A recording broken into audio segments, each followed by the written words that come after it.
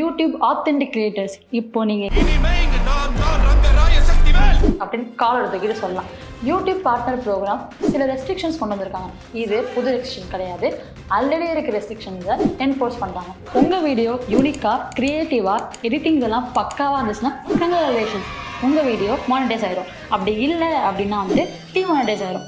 புரியுற மாதிரி சொல்கிறேன். உங்கள் வீடியோ ஏஐ ஜென்ரேட்டட் வீடியோ இல்லைனா ஸ்டாக் வீடியோஸ் ஆர் வேல்யூவே இல்லாமல் ரெப்படேட்டிவாக யூஸ் பண்ணுற கண்டென்ட் இல்லைனா பல்காக சேம் டெம்ப்ளேட் யூஸ் பண்ணுற கண்டென்ட்ஸ் இது எல்லாமே டிமானிட்டைஸ் ஆக போகுது. இது ஏன் கொண்டு வந்தாங்க அப்படின்னா யூடியூப்பில் இருக்க கான்டென்ட்ஸ் எல்லாமே ஒரிஜினலாக இருக்கணும், கிரியேட்டர்ஸ் எல்லாமே ஒரிஜினல் கண்டென்ட் மட்டும்தான் போடணும், அது மூலயமா ஏர்ன் பண்ணணுன்றதுக்காக மட்டும்தான் இந்த ரூல்ஸை கொண்டு வந்திருக்காங்க. ஸோ இதனால் ஆத்தென்டிக் யூடியூப் கிரியேட்டர்ஸ்க்கு எந்த ப்ராப்ளமும் கிடையாது. பட் ஒன் மெயின் திங், நீங்கள் இதுக்கு முன்னாடி ஏதாவது ரெப்படேட்டிவாவோ இல்லை லோ எடிட்ஸ் இருக்க வீடியோஸ் போட்டிருந்தீங்கன்னா அதை உடனே டிலீட் பண்ணிடுங்க. இல்லைன்னா கமிங் ஜூலை 15க்கு அப்புறம் யூடியூப் உங்கள் வீடியோஸ் மட்டும் இல்லை உங்கள் சேனல் எல்லாத்தையும் செக் பண்ண போகிறாங்க.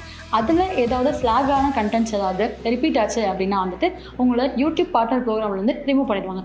ஸோ இது கிராக் டவுன் கிடையாது, ஒரிஜினாலிட்டி கண்டென்ட்டை சப்போர்ட் பண்ணுறது மட்டும்தான் யூடியூபோட main motive. So be creative, be original and keep ப்ராகிங் இன் யூடியூப். இதை பற்றி உங்கள் ஒப்பீனியன் என்னென்னு கமெண்ட் பண்ணுங்கள். ஃபாலோ பண்ண மோட்டிவ்ஸ். தேங்க்யூ.